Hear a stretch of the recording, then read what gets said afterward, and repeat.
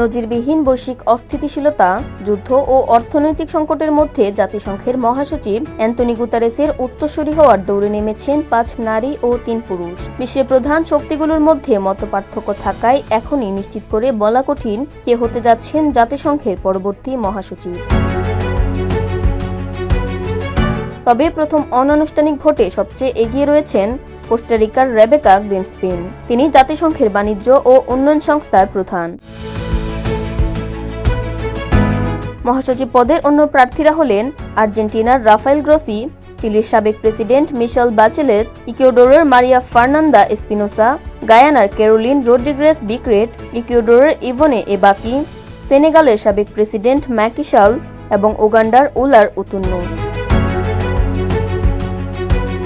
জাতিসংঘের নিয়ম অনুযায়ী 15 সদস্যের নিরাপত্তা পরিষদ প্রার্থীদের মধ্য থেকে একজনকে বেছে নেবে। এরপর তার নাম পাঠানো হবে সাধারণ পরিষদে। তবে জয়ী হতে হলে নিরাপত্তা পরিষদের অন্তত 9টি ভোট পেতে হবে এবং 5 স্থায়ী সদস্য যুক্তরাষ্ট্র, যুক্তরাজ্য, চীন, ফ্রান্স ও রাশিয়ার কোনো একটির ভেটো এড়াতে হবে।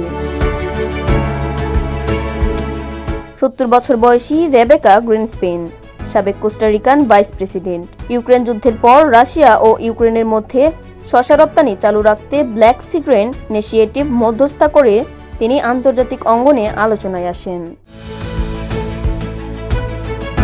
চিলির সাবেক প্রেসিডেন্ট 74 বছর বয়সী মিশেল বাচেলেটও শক্তিশালী প্রার্থী। পিনোশে আমলে নির্যাতনের শিকার এই নেত্রী 2006 সালে চিলির প্রথম নারী প্রেসিডেন্ট হন। পরে জাতিসংঘের মানবাধিকার বিষয়ক হাই কমিশনারের দায়িত্ব পালন করেন।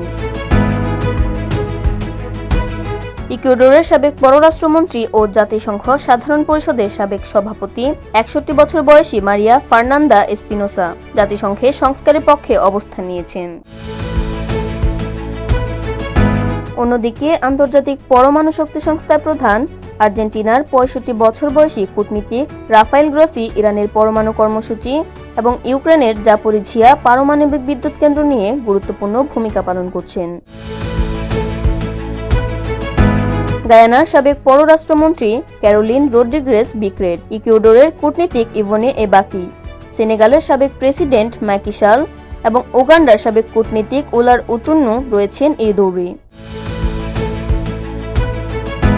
রীতি অনুযায়ী পরবর্তী মহাসচিব লাতিন আমেরিকা ও ক্যারিবীয় অঞ্চল থেকে আসার সম্ভাবনা রয়েছে। ফলে প্রার্থীদের মধ্যে কে শেষ পর্যন্ত এগিয়ে যাবেন তা অনেকটাই নির্ভর করছে যুক্তরাষ্ট্র, চীন, রাশিয়া, যুক্তরাজ্য ও ফ্রান্সের সমর্থন এবং কূটনীতিক সমীকরণের উপর। সব মিলিয়ে জাতিসংঘের ইতিহাসে নতুন নেতৃত্ব নির্বাচনের এই প্রতিযোগিতা এখন পরিণত হয়েছে এক বড় ধরনের কূটনৈতিক লড়াইয়ে। ফাহিমা রশিদ প্রমি, ঢাকা প্রুফ।